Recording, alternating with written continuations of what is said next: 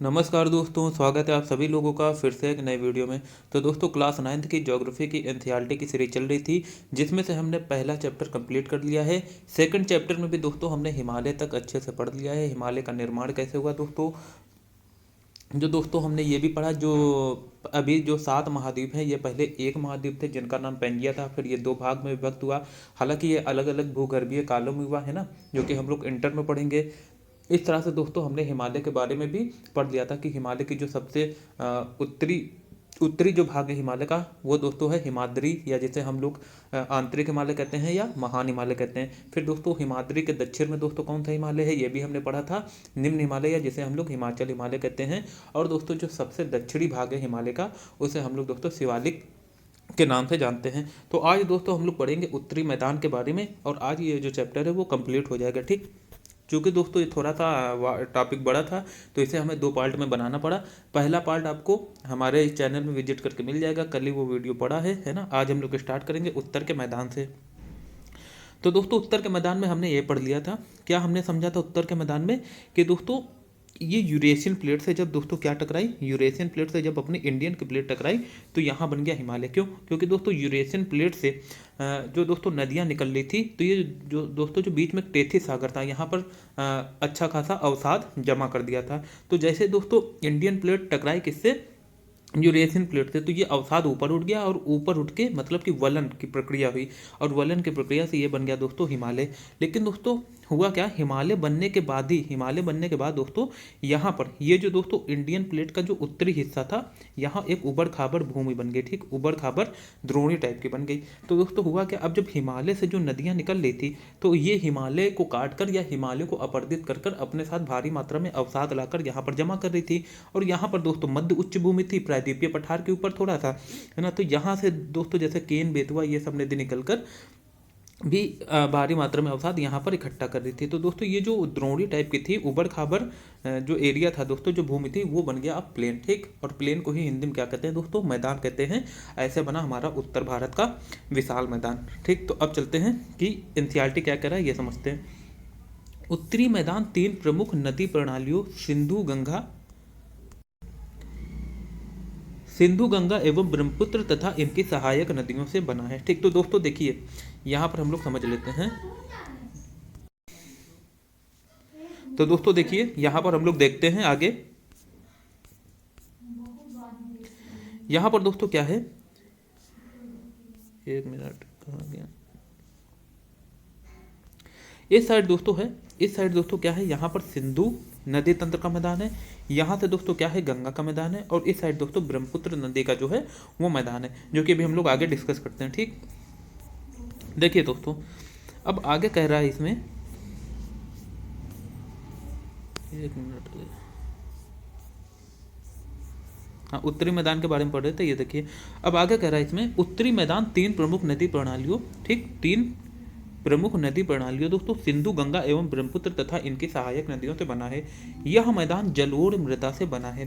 ठीक दोस्तों, क्योंकि ये सब हिमालय को काट कर आई है नदियाँ, तो ये दोस्तों जलोढ़ मिट्टी, अपने साथ जलोढ़ मिट्टी का सृजन हुआ है इन नदियों के माध्यम से। तो लाखों वर्षों में हिमालय के गिरिपात में स्थित बहुत बड़े बेसिन द्रोणी, जो कि अभी हम लोग बात कर रहे थे, जो ऐसे हो गई था। ठीक, द्रोणी में जलोढ़ों का निक्षेप हुआ, जिससे इस उपजाऊ मैदान का निर्माण हुआ है। इसका विस्तार 7 लाख वर्ग किलोमीटर के क्षेत्र पर है।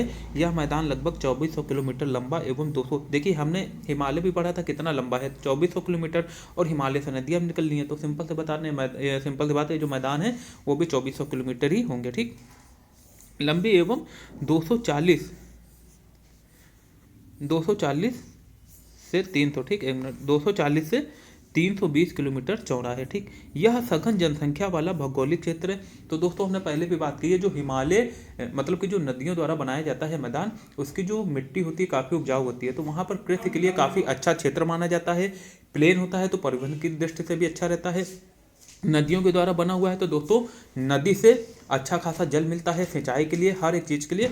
कुल मिलाकर यहाँ पर जो जीवन है वो काफ़ी ज़्यादा आसान हो जाता है और काफ़ी ज़्यादा सुविधापूर्ण हो जाता है। इसलिए दोस्तों मैदानी जो भाग होता है वहाँ पर दोस्तों अधिक जनसंख्या पाई जाती है, जबकि इसके अपोजिट दोस्तों मरुस्थल वाला एरिया हो गया, पर्वतीय क्षेत्र हो गया, यहाँ की जो जनसंख्या है वो उतनी अधिक नहीं होती है, कम होती है। ठीक, पर यहाँ बता रहा है ब्रह्मपुत्र नदी में स्थित मौजोली विश्व का सबसे बड़ा नदी द्वीप है जहाँ लोगों का निवास है। तो दोस्तों याद रखना, अगर पूछ दे कि सबसे बड़ा नदी द्वीप कौन सा है, ठीक, वर्ल्ड का, सिर्फ अपने भारत का ही नहीं, वर्ल्ड का जो सबसे बड़ा नदी द्वीप है वो है दोस्तों माजुली द्वीप। कौन सा है दोस्तों? माजुली नदी द्वीप, जो कि विश्व का सबसे बड़ा नदी द्वीप है। अब आगे कह रहा है दोस्तों, समृद्ध मृदा आवरण, पर्याप्त पानी की उपलब्धता एवं अनुकूल जलवायु के कारण कृषि की दृष्टि से यह भारत का अत्यधिक उत्पादक क्षेत्र है, जो कि अभी हमने बात कर ली है। ठीक, उत्तरी पर्वतों से आने वाली नदियां निक्षेपण कार्य में लगी हैं। नदी के निचले भागों में ढाल कम होने के कारण नदी की गति कम हो जाती है। भैया देखिए, जब ये जो नदियाँ कहाँ से निकल रही हैं, हिमालय से निकल रही हैं। हिमालय से जब निकलती हैं तो ये काफ़ी वेग से निकलती हैं, क्योंकि ये ऊपर से नीचे की तरफ आ रही है ना। तो दोस्तों इन पर क्या कार्य करता है? गुरुत्वाकर्षण बल कार्य करता है। तो ये काफ़ी स्पीड से आती है, लेकिन जब ये नीचे की तरफ आती हैं तो हिमालय की जो ढाल है वो थोड़ी कम हो जाती है। अब जब ढाल कम हो जाएगी दोस्तों, तो जो इनकी गति है ये भी थोड़ी कम हो जाती है, जिसके परिणाम स्वरूप नदीय द्वीपों का निर्माण होता है। ये नदियाँ अपने निचले भाग में गाद एकत्र हो जाने के कारण बहुत सी धाराओं में बढ़ जाती हैं। इन धाराओं को वितरकाएँ कहते हैं। तो दोस्तों ये हमने काफ़ी बार बात कर ली है कि जैसे ये एक मुख्य नदी है, अगर इसमें कोई धारा आकर मिल रही है, ठीक, तो ये तो इस नदी की सहायक नदी, मुख्य नदी की सहायक नदी कहलाएगी। लेकिन अगर इसका उल्टा हो, क्या, ये जैसे एक मुख्य नदी है और मुख्य नदी से कोई धारा निकल जाए, ठीक, और दोबारा उस नदी में ना मिले, तो ये जो दोस्तों मुख्य नदी से निकली हुई धारा होती है, यह मुख्य नदी की वितरका कहलाती है, जिसे हम लोग डिस्ट्रीब्यूटरीज कहते हैं। और जो सहायक नदियाँ होती है इसे हम लोग ट्रिब्यूटरीज कहते हैं। अब आगे चलते हैं। उत्तरी पर्वतों से आने वाली नदियां निक्षेपण के कार्य में लगी हैं। नदी के निचले भागों में ढाल कम होने के कारण ये सब हमने पढ़ लिया है। अब आगे चलते हैं। अच्छा देखिए, दोआब का अर्थ क्या होता है? दोआब का अर्थ है दो नदियों के बीच का भाग। देखिए जैसे ये एक नदी बह रही है और एक ये नदी बह रही है, तो दोस्तों जो बीच का भाग होता है ना, इसे ही क्या कहा जाता है? दोआब कहा जाता है। दोआब दो शब्दों से मिलकर बना है, दो तथा आब। आब का मतलब पानी, आपको पता है ना, मतलब कि दो पानी के बीच का क्षेत्र।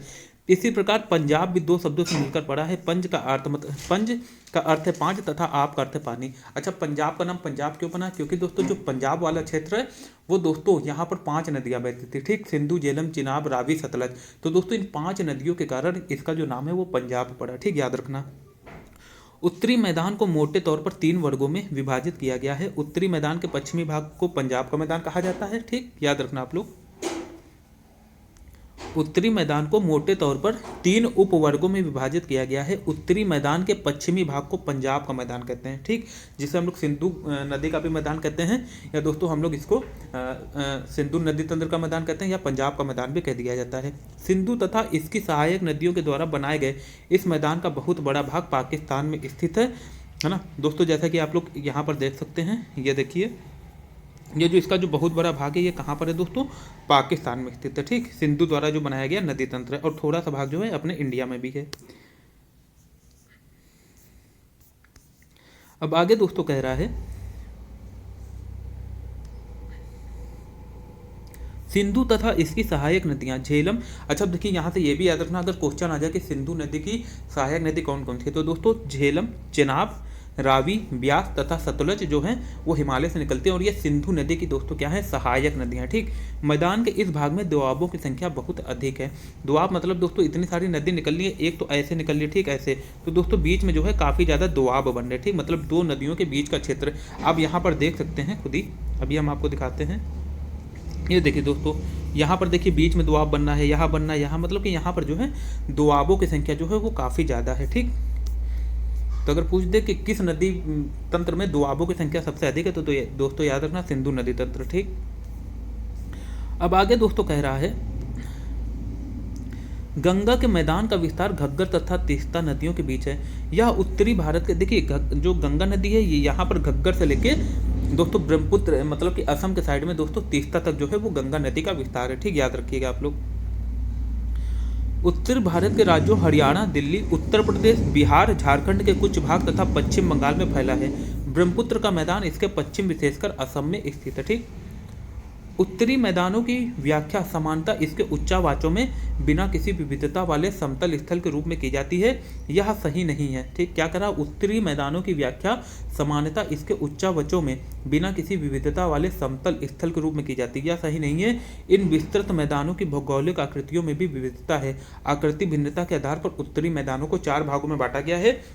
अब दोस्तों याद रखना, ये चार हम लोग पढ़ेंगे कि भाबर, तराई, बांगर और खादर जो है ये क्षेत्र पढ़ेंगे जो कि मैदान के अंतर्गत आते हैं। ठीक, अब आगे चलते हैं। विभाजित किया जा सकता है। नदियां पर्वतों से नीचे उतरते समय शिवालिक की ढाल पर 8 से 16 किलोमीटर के चौड़ी पट्टी में गुटिका का निक्षेपण करती जाती हैं। देखिए क्या कर रहा है, नदियां जो है वो पर्वतों से नीचे उतरते समय शिवालिक की ढाल पर 8 से 16 किलोमीटर के चौड़ी पट्टी में गुटिका का निक्षेपण करती हैं। इसे भाबर के नाम से जाना जाता है। सभी सरताएं इस भाबर पर, देखिए अभी हम लोग इसको अच्छे से पढ़ेंगे, बस आप लोग एक बार अच्छे से पढ़ लो। ठीक, सभी सरताएं इस भाबर पट्टी में विलुप्त हो जाती हैं। इस पट्टी के दक्षिण में ये सरताएं एवं नदियां पुनः निकल आती हैं एवं नम तथा दलदली क्षेत्र का निर्माण करती हैं। इसे तराई का क्षेत्र कहा जाता है। यह वन्य प्राणियों से, देखिए पहले हम लोग क्या करते हैं, अलग से समझ लेते हैं ना, तब ज़्यादा बेटर रहेगा ना इसको समझना। देखिए बता क्या रहा है इसमें, देखिए ऐसे समझते हैं। ये मान लीजिए ये क्या है दोस्तों, ये पहाड़ है, यहाँ से क्या निकल रहा है, यहाँ से जो है दोस्तों नदियाँ निकल रही हैं। ठीक, एक मिनट थोड़ा सा,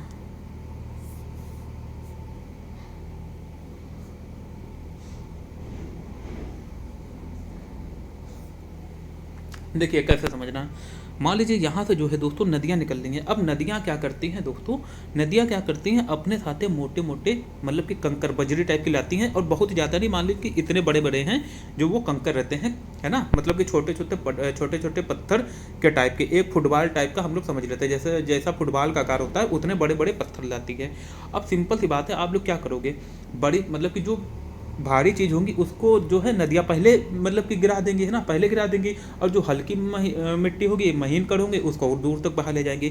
तो नदियाँ दोस्तों करती क्या है, यहाँ पर जो है वो मोटे मोटे जो है वो कंकड़ जो है सबसे पहले ही क्षेत्र में गिरा देती हैं। ठीक, नदियाँ जो है मोटे मोटे बजरी टाइप के कंकड़ होते हैं या पत्थर होते हैं, यहाँ गिरा देते हैं। अब देखो यहाँ पर समझते हैं अच्छे से। अब आप लोग खुद बताइए, जब यहाँ पर इतने मोटे मोटे कंकड़ नदियाँ गिरा देंगी, अब इनके बीच में काफ़ी देखिए गैप भी तो बना हुआ है, ये देखिए खाली स्थान दिख रहा है, तो नदी क्या करती है दोस्तों, इस वाले क्षेत्र में इन पत्थरों के अंदर से होकर बहना स्टार्ट कर देती है। ठीक, इन पत्थरों के अंदर से बहना स्टार्ट कर देती है, और यहाँ पर दोस्तों आकर जो है नदियाँ विलोपित हो जाती हैं, मतलब कि अदृश्य हो जाती हैं। और दोस्तों यही क्वेश्चन पूछ देता है, अगर क्वेश्चन में पूछ दे, है ना, कि ऐसा कौन सा क्षेत्र जहाँ पर नदियाँ आकर विलुप्त हो जाती हैं या विलोपित हो जाती हैं, तो दोस्तों याद रखना इसे कहते हैं दोस्तों भाबर। क्या कहते हैं दोस्तों, भाबर। ठीक, याद रखना इसे क्या कहते हैं दोस्तों, भाबर का क्षेत्र। फिर दोस्तों अब आगे क्या है, अब जब आगे नदियाँ चलती हैं, अच्छा देखिए मोटे मोटे जितने पत्थर थे भारी भारी वो तो नदियों ने पहले गिरा दिए। अब नदी दोस्तों क्या करती है, अब अपने साथ छोटे छोटे पत्थर लेके चलती, क्या करती है, मतलब कि छोटे छोटे कंकरी टाइप की। अब जब यहाँ पर दोस्तों क्या होगी, रेत टाइप की होगी, है ना, बहुत महीन जो मिट्टी होगी, है ना, या बहुत महीन अवसाद होंगे, तो यहाँ पर दोस्तों क्या करेगी नदी, अब इसके ऊपर से फिर से बहना स्टार्ट कर देगी। अच्छा अब यहाँ पर दोस्तों क्या होता है, इसके जब ऊपर से बहेगी तो सिंपल सी बात है नदी यहाँ पर दृश्यमान हो जाएगी। तो दोस्तों भाबर वाले क्षेत्र के बाद आता है तराई का क्षेत्र। यहाँ पर पानी बहुत रहता है भूमि में, और इतना ज़्यादा रहता है दोस्तों कि यहाँ पर कृषि करना उतना आसान नहीं होता है ना, और यहाँ पर दोस्तों काफ़ी ज़्यादा मात्रा में, अब सिंपल सी बात है, यहाँ पर काफ़ी ज़्यादा पानी है तो काफ़ी ज़्यादा वनस्पतियाँ उगती हैं, है ना, जंगल टाइप के पाए जाते हैं। हालांकि दोस्तों जब पाकिस्तान के द्वारा जो विस्थापित, है ना, पाकिस्तान से जो आए शरणार्थी थे, उनको यहाँ पर जब स्थान दिया गया था तो ये जंगल काट दिए गए हैं ना, लेकिन यहाँ पर दोस्तों अभी भी ये नदी के द्वारा जो कार्य चल रहा है वो तो चल ही रहा है ना।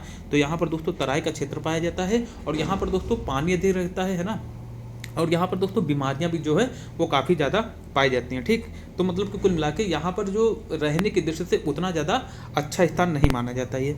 अच्छा अब जब आगे चलते हैं, देखिए आगे क्या कर रहे हैं, देखिए हमने भाबर समझ लिया। अच्छा इसको समझ लो, इसे क्या कहते हैं दोस्तों, इसे कहते हैं तराई का क्षेत्र। क्या कहते हैं दोस्तों, इसे कहते हैं तराई का क्षेत्र। अब जब दोस्तों आगे चलती है, अब हमको क्या समझना है, देखिए चार आकृतियाँ बनाती हैं, ये तो भाबर हो गया जहाँ पर नदियाँ आके दोस्तों विलोपित हो जाती हैं। फिर दोस्तों तराई वाला क्षेत्र आ गया जहाँ पर नदी फिर से दृश्यमान हो जाती हैं, और यहाँ पर दोस्तों काफ़ी दलदली भूमि पाई जाती है ना, नामी है तराई का क्षेत्र। और दोस्तों पानी अधिक होने के कारण इस भूमि में यहाँ पर जो है वनस्पति या जंगल भी पाए जाते हैं। ठीक, अब दोस्तों जब नदी आगे चलती है, अब हम लोग समझते हैं नदी, जैसे मान लीजिए कि ये नदी बह रही है, ठीक, यहाँ तक जो है नदी है। अब नदी होती क्या है दोस्तों, मान लीजिए कि नदी में हर साल या 6 महीने 7 महीने में एक बार बाढ़ आती है। ठीक, तो जब नदी में दोस्तों बाढ़ आती है तो नदी का जो है जल यहाँ तक चला जाता है। कहाँ तक चला जाता है, यहाँ तक जो है नदी का जल पहुँच जाता है। एक मिनट, ठीक, यहाँ पर जो है नदी का जल पहुँच जाता है। अब जब दोस्तों नदी का जल यहाँ पर पहुँच जाता है हर साल, तो फिर से वापस आता है अपने एरिया में,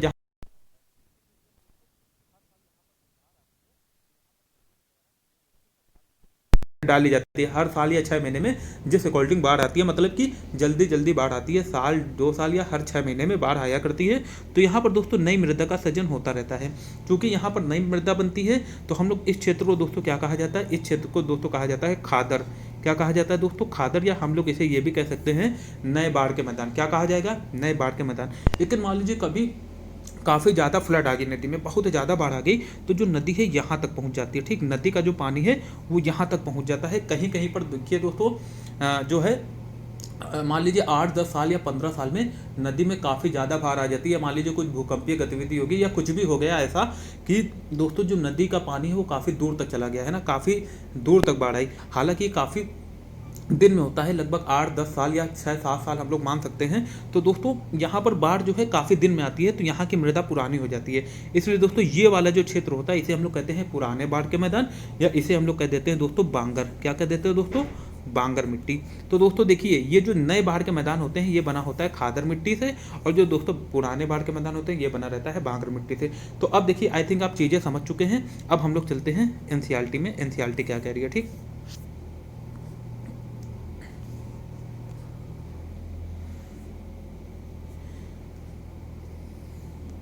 देखिए दोस्तों, नदियां पर्वतों से नीचे उतरते समय शिवालिक के ढाल पर 8 से 16 किलोमीटर के चौड़ी पट्टी में गुटिका का निक्षेपण करती हैं। इसे भाबर के नाम से जाना जाता है। तो दोस्तों ये गुटका बड़ा होता है, अभी हमने बात की है ना ऐसे, और इसके बीच से जब दोस्तों नदियां बहती हैं तो यहाँ पर नदियां विलोपित हो जाती है। याद रखना इसे क्या कहा जाता है, इसे भाबर का क्षेत्र कहा जाता है।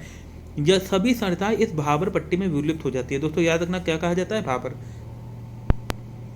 इस पट्टी के दक्षिण में ये सरताएं एवं नदियां पुनः निकल आती हैं। अच्छा दोस्तों हमने बात किया था यहाँ पर क्या है, मान लीजिए यहाँ पर नदियों ने अपना जो मोटे मोटे कंकर है यहाँ पर कर दिया। फिर दोस्तों इसका दक्षिण में क्या बनता है, महीन कंकर है ना, जो महीन मिट्टी होती है या महीन अवसाद नदी जो है यहाँ पर दोस्तों क्या कर देती है, निक्षेपित कर देती है। अब यहाँ पर नदी जो है इसके ऊपर से बहने लगती है, तो दोस्तों यहाँ पर नदी फिर से दृश्यमान हो जाती है।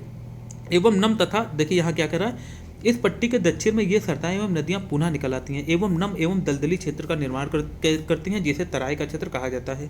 यह वन्य प्राणियों से भरा घने जंगलों का क्षेत्र था। ठीक, देखिए क्या कर रहे हैं, था। ठीक, याद रखना।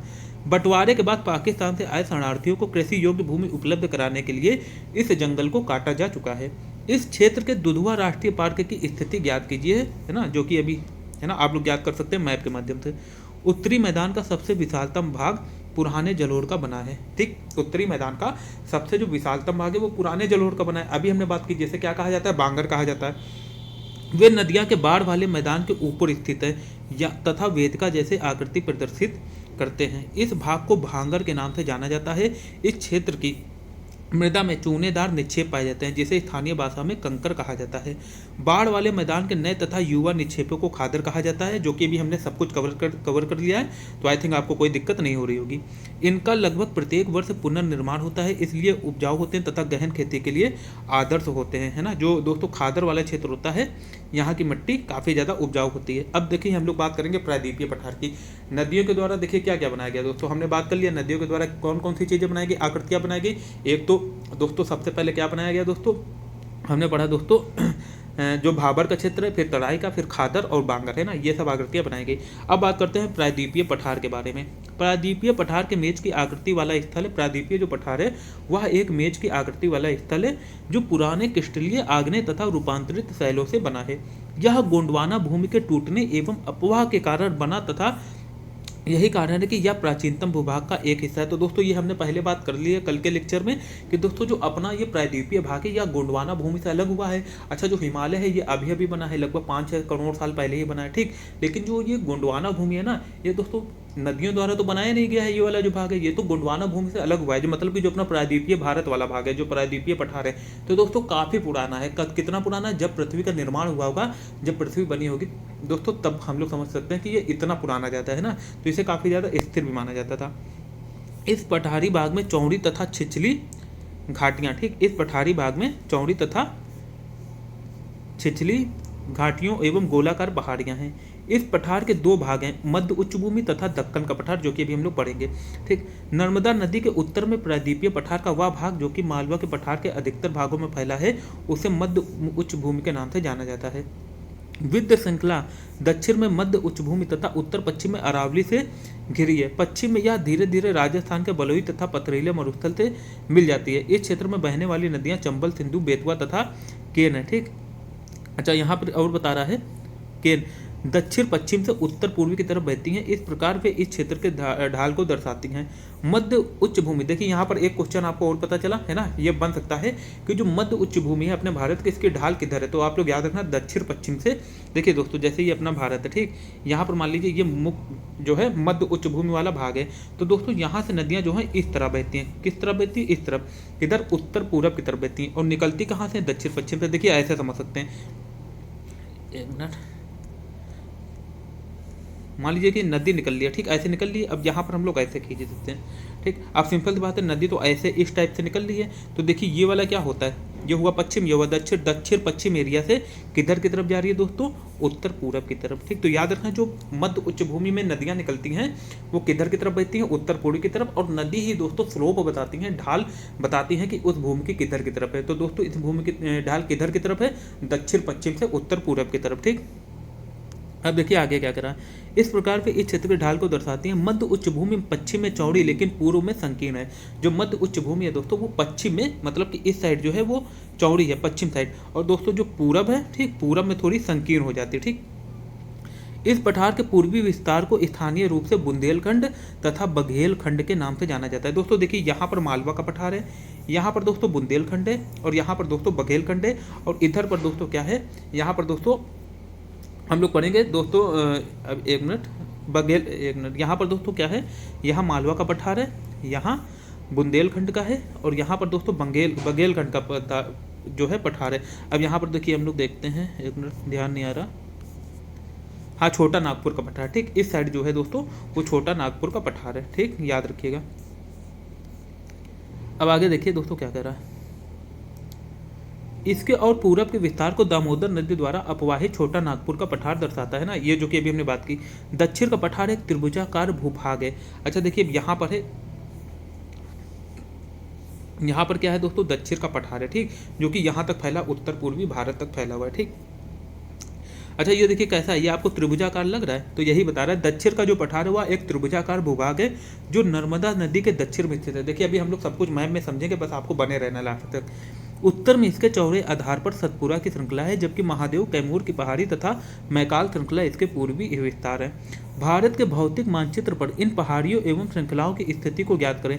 दक्षिण का पठार पश्चिम में ऊंचा एवं पूरब की ओर कम ढाल वाला है। क्या कह रहा है दोस्तों, दक्षिण का जो पठार पश्चिम में ऊंचा है एवं पूर्व की ओर कम ढाल वाला है, ठीक, जो दक्षिण का पठार है। इस पठार का एक भाग उत्तर पूर्व में भी देखा जा सकता है, जो कि अभी हमने बात की उत्तर पूर्वी भारत में, ठीक, जिसे स्थानीय रूप से मेघालय या कार्बी एंगलोंग पठार तथा उत्तर कचार पहाड़ी के नाम से जाना जाता है।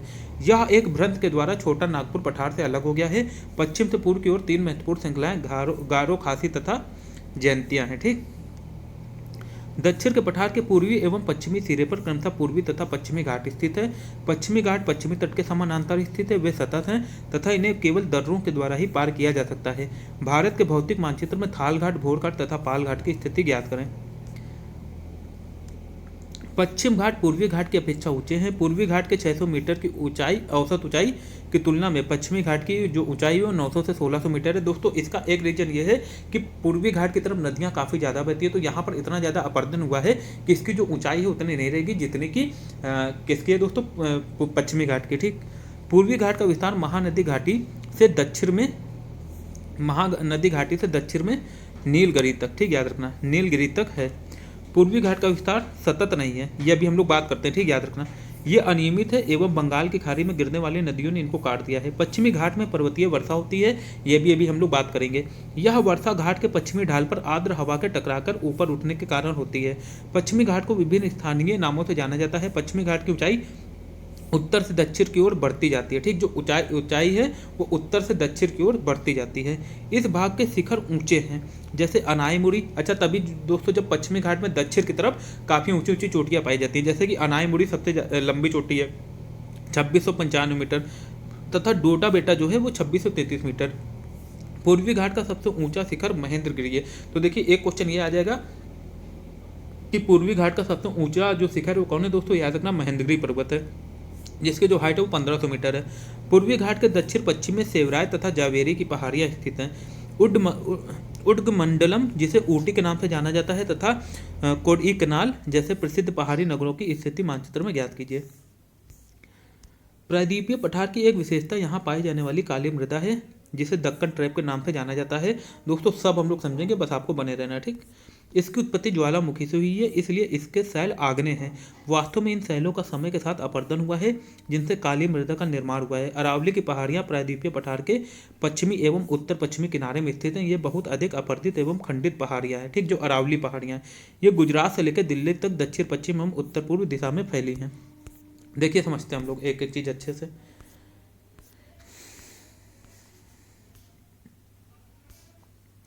देखिए दोस्तों, यहाँ पर क्या है, यहाँ पर है मालवा का पठार, ठीक। तो देखिए ये अरावली श्रेणी तथा विंध्य श्रेणी के बीच में इधर मालवा का पठार है, और दोस्तों इसी इसी साइड जो है ये बुंदेलखंड का पठार है, और यहाँ पर दोस्तों बघेलखंड का पठार है, ठीक, याद रखना। और इस साइड दोस्तों कौन सा पठार है, यहाँ पर है दोस्तों छोटा नागपुर का पठार। अब देखिए आगे क्या बता रहा है यहाँ पर दोस्तों, देखिए बताया गया था ये जो पूरब से पश्चिम तक, कौन सा मतलब पश्चिम से पूरब तक गारो खासी जयंता जो है, ये जो किसका हिस्सा है दोस्तों, ये जो प्रायद्वीपीय पठार है इसका हिस्सा है, ठीक। ये कहाँ पर है दोस्तों, उत्तर पूर्वी। ये दोस्तों ये देखिए, ये जो दोस्तों पूरा है, ये किसका हिस्सा है दोस्तों, ये पठार का हिस्सा है, ठीक। जो प्रायद्वीपीय पठार है, देखिए कहाँ से कहाँ तक फैला है, ये अरावली श्रेणी तक फैला है पूरा का पूरा। और दोस्तों इसका जो कुछ भाग है इधर भी पाया जाता है, जैसे गारो खासी जयंतिया, ये दोस्तों जो पहाड़ियाँ हैं ये प्रायद्वीपीय पठार का ही हिस्सा है। और दोस्तों ये एक भ्रंश के द्वारा किससे अलग हो गई थी, मतलब कि इससे है ना, एक भ्रंश के द्वारा अलग हो गई हैं, याद रखना। अब एक चीज़ और देखते हैं, देखिए यहाँ से देखिए दोस्तों, ये जो मध्य उच्च भूमि है, यहाँ से देखिए नदियाँ निकल रही हैं, ये देखिए इनकी दिशा दोस्तों किधर की तरफ है, इनकी दिशा है दोस्तों दक्षिण पश्चिम से उत्तर पूर्व की तरफ। लेकिन अगर नीचे आप लोग देखो जो पश्चिमी घाट है, अच्छा देखिए यहाँ पर एक चीज़ और बताया गया है, जो पश्चिमी घाट है वो काफ़ी सतत है, ये देखिए आपको सतत दिख रहा है, पूरा सतत है ना, मतलब कि रेगुलर है। लेकिन दोस्तों अगर बात की जाए पूर्वी घाट की, तो ये देखिए ये असतत है ना, देखिए कैसे कटा पुटा हुआ है ना। तो दोस्तों इससे आप लोग समझ सकते हैं कि ये देखिए ज़्यादातर नदियाँ यहाँ से निकल रही हैं, है ना। एक तो देखिए यहाँ से नदियाँ निकल रही हैं, तो यहाँ पर अपरदन काफ़ी मात्रा में किया है, इसलिए दोस्तों ये जो घाट है इसकी ऊंचाई कम रह गई है, और यहाँ के दोस्तों ज़्यादा ऊंची है, ठीक। यहाँ की जो ऊंचाई है पश्चिमी घाट की, यहाँ पर ऊंची है। अच्छा एक चीज़ और यहाँ पर बात की गई है कि जो मानसून है दोस्तों, वो पश्चिमी घाट के इस तरफ, पश्चिमी घाट के दोस्तों पश्चिमी ढाल पर है, ठीक। पश्चिमी घाट के पश्चिमी ढाल पर जो मानसून है वो बारिश कराता है, और यहाँ पर दोस्तों क्या होता है, घने वन पाए जाते हैं। जबकि इसके दूसरी तरफ दोस्तों मानसून पहुँच नहीं जाता है, तो यहाँ पर क्या बनता है दोस्तों, वृष्टि छाया प्रदेश बनता है, ठीक, याद रखना आप लोग। फिर देखिए आगे क्या क्या कह रहा है, जो कह रहा है हम लोग उसी के अकॉर्डिंग पढ़ेंगे।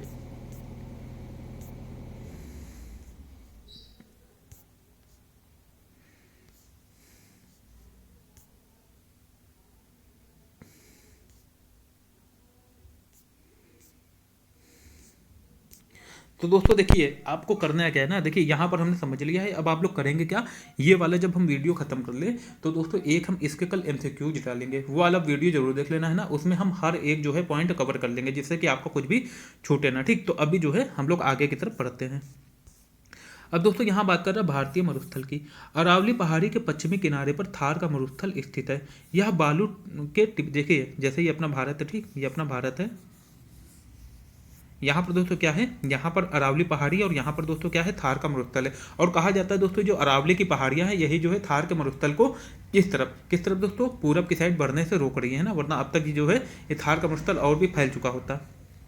अब आगे कह रहा है यह बालू के टिब्बों से ढका एक तरंगित मैदान है। तरंगित मैदान दोस्तों जो बालू है इसमें तरंग टाइप की एक नहीं बनी रहती इस तरह की, तो दोस्तों वही कह रहा है ये एक तरंगित मैदान है, ठीक। इस क्षेत्र में प्रतिवर्ष 150 mm से भी कम वर्षा होती है। दोस्तों देखिए अगर कोई क्षेत्र को मरुस्थल घोषित करना है तो वहाँ पर जो है वार्षिक जो एनुअल रेनफॉल है वो 25 सेंटीमीटर से कम होनी चाहिए, और यहाँ पर दोस्तों कितना है 150 में, मतलब कि 15 सेंटीमीटर से भी कम हो रही है ना, ये मतलब कि यहाँ पर 15 सेंटीमीटर से भी कम वर्षा हो रही, तो इसलिए तो ये अच्छा खासा मरुस्थल है, ठीक। इस शुष्क जलवायु वाले क्षेत्र में वनस्पति बहुत कम है, ठीक। वर्षा ऋतु में देखिए यहाँ पर देखिए शुष्क जलवायु, तो यहाँ पर जो वनस्पति है कम है, क्योंकि वनस्पति के लिए अच्छा खासा पानी चाहिए होता है, और मिट्टी भी अच्छी होनी चाहिए। तो यहाँ पर दोस्तों एक तो पानी नहीं है, तो मिट्टी में जो है मिट्टी में नमी नहीं पाई जाती है ना, तो यहाँ पर दोस्तों वही वनस्पति उग सकती हैं जो यहाँ के माहौल के हिसाब से ढल पाए, जैसे कि कैक्टस हो गया है ना, ये सब जो पेड़ है दोस्तों यहाँ पर उग सकते हैं। वर्षा ऋतु में ही कुछ सरताएं दिखती हैं, ठीक, वर्षा ऋतु में कुछ सरताएं दिखती हैं और उसके बाद वे बालू में ही विलीन हो जाती हैं। पर्याप्त जल नहीं मिलने से वे समुद्र तक नहीं पहुंच पाती हैं। केवल लूनी ही इस क्षेत्र की सबसे बड़ी नदी है। तो दोस्तों अगर पूछ दे कि थार के मरुस्थल की जो सबसे बड़ी नदी है उसका नाम क्या है, लूनी नदी है। हालांकि ये सब अरब सागर में नहीं मिल पाती। क्यों नहीं मिल पाती दोस्तों, क्योंकि इनमें जो पानी है दोस्तों वहां तक पहुंचते पहुंचते एकदम खत्म हो जाता है, ठीक, या हम लोग ये कह सकते हैं कि वाष्पीकृत हो जाता है। बरकान अर्धचंद्राकार बालू का टीला जो है का विस्तार बहुत अधिक क्षेत्र पर होता है, लेकिन लंबवत टीले भारत पाकिस्तान सीमा के समीप प्रमुखता से पाए जाते हैं। यदि आप जैसलमेर जाएं तो बरकान के समूह देख सकते हैं। अब हम लोग बात करेंगे तटीय मैदान की। प्रायद्वीपीय पठार के किनारे संकीर्ण तटीय पट्टियों का विस्तार है। देखिए दोस्तों ये जैसे अपना प्रायद्वीपीय पठार है, ठीक, यहाँ पर दोस्तों हमने पढ़ा है क्या है, यहाँ पर है पश्चिमी घाट और यहाँ पर दोस्तों क्या है, यहाँ पर पूर्वी घाट है। तो ये वाला जो मैदान है दोस्तों ये काफ़ी चौड़ा है। क्यों, क्योंकि हमने पढ़ा है यहाँ पर काफ़ी नदियाँ बहती हैं तो अपने साथ भारी मात्रा में अवसाद लाती हैं और दोस्तों अच्छा खासा यहाँ पर डेल्टा बना देती है। जो ये स्थान है चौड़ा है, जबकि ये जो स्थान है दोस्तों पश्चिमी वाला, ये वाला दोस्तों कम चौड़ा है ना, क्योंकि यहाँ पर उस हिसाब से नदियाँ नहीं जाती हैं, ना ही उतना अवसाद इकट्ठा हो पाता है। तो यही यहाँ पर सब बात की जा रही है, ठीक, आपको समझना है। यहाँ पश्चिम में अरब सागर से लेकर पूर्व में बंगाल की खाड़ी तक, ये देखिए पश्चिम में अरब सागर से लेकर, आपको पता है ना दोस्तों यहाँ पर क्या है दोस्तों, अरब सागर, और ये देखिए ये तटीय मैदान है और यहाँ पर दोस्तों बंगाल की खाड़ी है और यहाँ पर देखिए कौन सा मैदान है दोस्तों, पूर्वी तटीय मैदान। यह पश्चिम में अरब सागर से लेकर पूर्व में बंगाल की खाड़ी तक विस्तृत है। पश्चिमी तट पश्चिमी घाट तथा अरब सागर के बीच स्थित एक संकीर्ण मैदान है। जो पश्चिमी तट है वह पश्चिमी घाट, ये पश्चिमी घाट है और ये अरब सागर, इसके बीच में स्थित एक संकीर्ण मैदान है ना। हालांकि हमने चौड़ा बना दिया, यह और संकरा है। इस मैदान के 3 भाग है ना।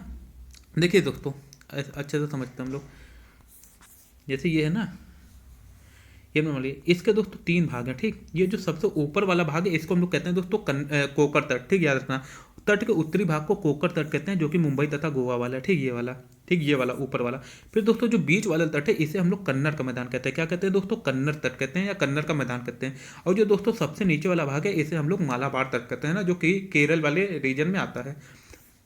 अब आगे समझते हैं। अच्छा देखिए पश्चिमी घाट को और किस नाम से जाना जाता है, तो याद रखना है ना, पश्चिमी घाट में हमने ये कवर नहीं किया है, ये क्वेश्चन काफी बार आया भी है। पश्चिमी घाट को सह्याद्री के नाम से भी जाना जाता है। बंगाल की खाड़ी के साथ विस्तृत मैदान चौड़ा एवं समतल है। अच्छा बंगाल की खाड़ी के साथ किसकी बात की जा रही है, पूर्वी तटीय मैदान की। उत्तरी भाग में इसे उत्तरी सरकार कहा जाता है, जबकि दक्षिणी भाग को कोरोमंडल तट के नाम से जाना जाता है। अब यहाँ पर देखिए, यहाँ पर दोस्तों क्या है, यहाँ पर दोस्तों पूर्वी घाट है और यहाँ पर दोस्तों मैदान है, क्योंकि यहाँ पर का मैदान भी चौड़ा है। यहाँ पर सारी नदियाँ डेल्टा बनाती हैं, जैसे महानदी, गोदावरी, कृष्णा नदी जो है यहाँ पर डेल्टा बनाती हैं। तो दोस्तों ये जो आधा हिस्सा है इसका ऊपर का, इसको हम लोग कहते हैं उत्तरी सरकार, और जो नीचे वाला हिस्सा है ना, नीचे वाला, इसे कहा जाता है दोस्तों कोरोमंडल तट के नाम से जाना जाता है। बड़ी नदियां जैसे महानदी, गोदावरी, कृष्णा, कावेरी, ठीक, कृष्णा तथा कावेरी इस तट पर विशाल डेल्टा का निर्माण करती हैं। चिल्का झील पूर्वी तट पर स्थित एक महत्वपूर्ण भूलक्षण है। चिल्का झील भारत में खारे पानी की सबसे बड़ी झील है। ये दोस्तों क्वेश्चन काफी बार आया, अगर एग्जाम में पूछ दे कि खारे पानी की सबसे बड़ी झील कौन सी है, तो दोस्तों आप लोग याद रखना जो चिल्का झील है वो खारे पानी की सबसे बड़ी झील है। या उड़ीसा में महानदी डेल्टा के दक्षिण में स्थित है। और इसकी स्थिति कहाँ पर है दोस्तों, उड़ीसा में महानदी, आपको पता है महानदी बहती है ना उड़ीसा के आसपास, और महानदी के दोस्तों दक्षिण में कौन सी, मतलब किस नदी का मतलब कि महानदी, जो महानदी डेल्टा है इसका दक्षिण में कौन सा दोस्तों झील है, वो है खारे पानी की सबसे बड़ी झील चिल्का झील। अब हम लोग पढ़ेंगे दोस्तों द्वीप समूह के बारे में।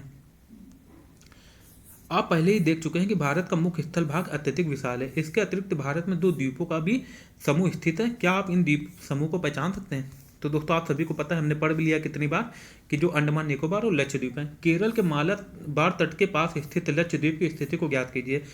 द्वीपों का यह समूह छोटे प्रवाल द्वीपों से बना है। पहले इनको लकाद्वीप, मिनिकॉय तथा एमिनो द्वीप के नाम से जाना जाता था। 1973 में इनका नाम लक्षद्वीप रखा गया। यह 32 वर्ग किलोमीटर के छोटे से क्षेत्र में फैला है। कवारती द्वीप लक्षद्वीप का प्रशासनिक मुख्यालय है।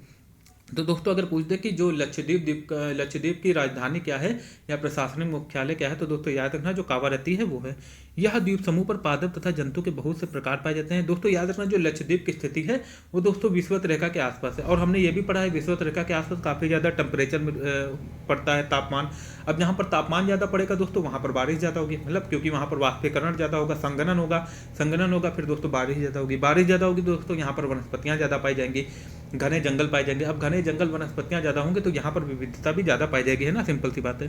पिटली द्वीप जहाँ मनुष्य का निवास नहीं है वहाँ एक पक्षी अभयारण्य है। तो दोस्तों याद रखना जो पिटली द्वीप है ये कहाँ पर है, लक्षद्वीप में है ही है। अब बंगाल की खाड़ी में उत्तर से दक्षिण की तरफ फैले द्वीपों की श्रृंखला की ओर ध्यान दीजिए। तो दोस्तों अब अंडमान, अच्छा देखिए, अगर पूछ दे कि जो लक्षद्वीप है ये किस सागर में, तो दोस्तों याद रखना अरब सागर के आसपास, ठीक। ये अंडमान एवं निकोबार द्वीप समूह है। यह द्वीप समूह आकार में बड़े संख्या में बहुल तथा बिखरे हुए हैं, ठीक। यह द्वीप समूह जो है मुख्यतः दो भागों में बांटा गया है, उत्तर में अंडमान तथा दक्षिण में निकोबार। यह माना जाता है कि यह द्वीप समूह निमज्जित पर्वत श्रेणियों के शिखर है, मतलब कि जैसे ये पर्वत है, ठीक, ये मान लिया कि ये पर्वत थे, फिर दोस्तों जैसे अपनी जो इंडियन प्लेट है वो यूरेशियन प्लेट से टकराई तो कहा जाता है ये जो पर्वत है ये समुद्र में मग्न हो गए, मतलब कि निमज्जित हो गए, है ना, सबमर्ज हो गए। कहाँ पर दोस्तों? समुद्र में। अब इनका दोस्तों है दोस्तों, मतलब कि ये देखिए यहाँ तक पानी आ गया, अब सिर्फ इनके ऊपर के शिखर दिखते हैं जिसे हम लोग द्वीप के नाम से जानते हैं, ठीक, अंडमान निकोबार द्वीप के नाम से जानते हैं, ये कहा गया है, ठीक। यहाँ पर यह द्वीप समूह निमज्जित पर्वत श्रेणियों के शिखर है।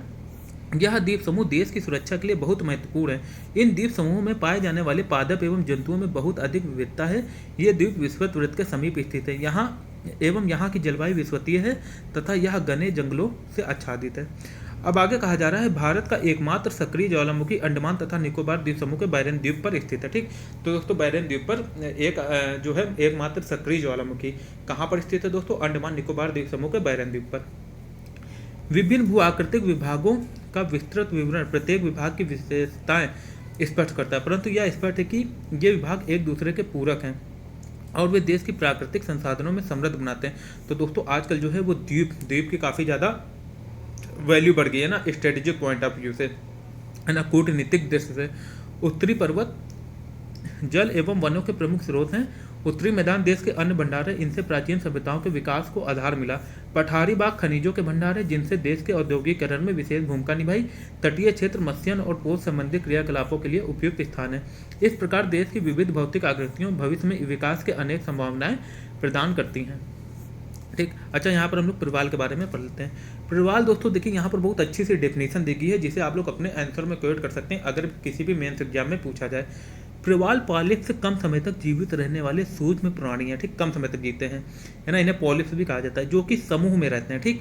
इनका विकास छिछले तथा गर्म जल में होता है। तो याद रखना यहाँ से काफ़ी क्वेश्चन बन रहे हैं। पॉलिप्स का जो प्रवाल भित्तियाँ इनका विकास कहाँ पर होता है दोस्तों? तो याद रखना गर्म तथा छिछले जल में।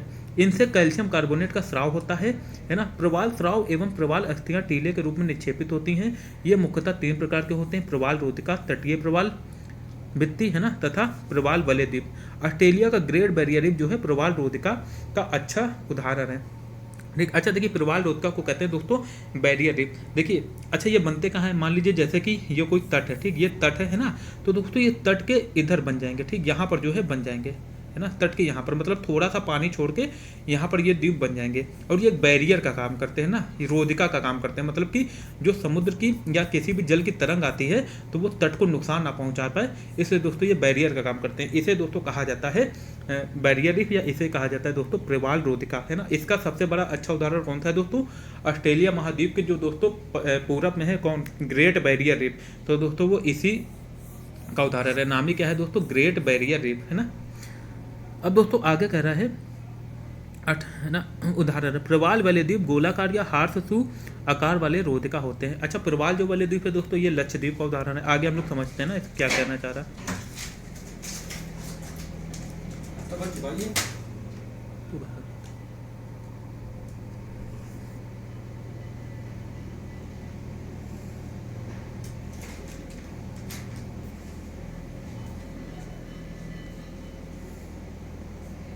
तो दोस्तों आगे समझते हैं। विभिन्न भू आकृतिक विभागों का विस्तृत विवरण प्रत्येक विभाग की विशेषताएं स्पष्ट करता है, परंतु यह स्पष्ट है कि वे विभाग एक दूसरे के पूरक हैं, जो कि अभी हमने अच्छे से पढ़ लिया। अब आगे चलते हैं, ठीक। तो दोस्तों देखिए यहाँ पर 3 चीज़ हम लोग समझ लेते हैं। एक हमने बात की है प्रवाल रोधिका, है ना, तो प्रवाल रोधिका हमने समझ लिया जिसे बैरियर रीफ के नाम से भी जानते हैं। ये दोस्तों कहाँ पर है? इसका जो उदाहरण है दोस्तों वो है ऑस्ट्रेलिया का जो ग्रेट बैरियर रीफ है। अब दोस्तों अगर प्रवाल वलय की बात की जाए तो दोस्तों ये जैसे लक्षद्वीप है तो इसके जो पास में है ना, इसके चारों तरफ क्या है दोस्तों? प्रवाल वलय है ना, इसे हम लोग क्या कहते हैं? प्रवाल वलय। अच्छा लेकिन अगर बात की जाए दोस्तों, अब जैसे ये एटॉल की बात की जाए, कहाँ गया? 1 मिनट, तटीय प्रवाल भित्ति। अच्छा जो दोस्तों तटीय प्रवाल भित्ति है ये दोस्तों इसका उदाहरण है अंडमान निकोबार। ये कैसे बनते हैं, जैसे ये मान लीजिए ये कोई तट है। अच्छा तट जो है थोड़ा नीचे भी तो रहता है, समुद्र तक रहता है, तो दोस्तों ये तट पर जो बन जाती हैं, है ना, जो दोस्तों तट पर प्रवाल भित्तियां बन जाती हैं, इसे हम लोग क्या कहते हैं, तटीय प्रवाल। तो देखिए वलय प्रवाल भी समझ लिया, बैरियर रीफ भी समझ लिया, है ना, जो प्रवाल रोधिका है, और दोस्तों ये भी हमने समझ लिया।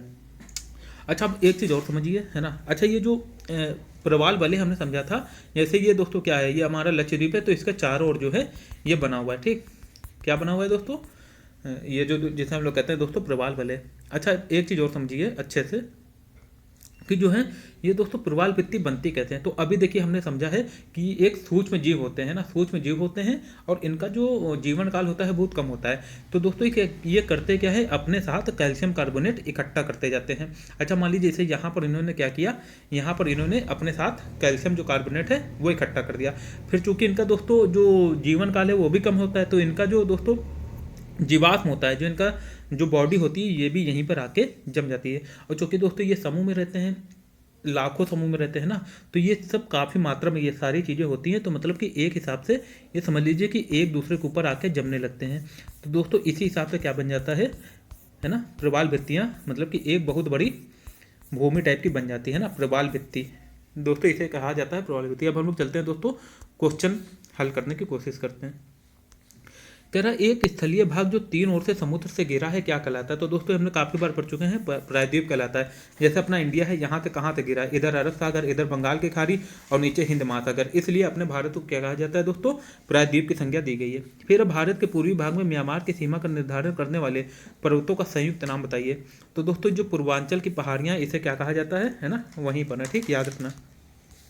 अब आ गए है दोस्तों गोवा के दक्षिण में स्थित पश्चिमी तट पट्टी को क्या कहा जाता है। तो दोस्तों देखिए गोवा में जो स्थित है दोस्तों उसे हम लोग क्या कहते हैं, देखिए यहाँ पर हमने क्या बात की थी, गोवा और मुंबई वाले तट को क्या कहा जाता है दोस्तों, इसे हम लोग कहते हैं दोस्तों कोंकण तट, ठीक। बीच वाले तट को कहते हैं कन्नर, और जो सबसे नीचे उसे कहते हैं मालाबार। तो अगर गोवा के दक्षिण में पूछा है दोस्तों, तो गोवा के दक्षिण में तो कन्नड़ तट आ जाएगा, क्या आ जाएगा दोस्तों, कन्नड़ तट। अगर गोवा वाला तट पूछ देते तो समझ लेते वो क्या है दोस्तों, कोरोमंडल कोंकण तट, ठीक। अब आगे कह रहा है पूर्वी घाट का सर्वोच्च शिखर कौन है।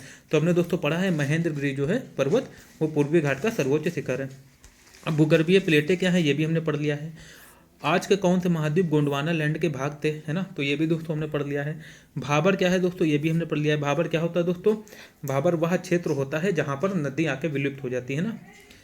हिमालय के तीन प्रमुख विभागों के नाम उत्तर से दक्षिण के क्रम में बताइए। हिमालय के तीन प्रमुख विभाग, तो दोस्तों उत्तर से दक्षिण हमने क्या पढ़ा था, सबसे ऊपर क्या है दोस्तों, हिमाद्री, जिसे हम लोग आंतरिक हिमालय, है ना, या दोस्तों महान हिमालय या हिमाद्री के नाम से जानते हैं।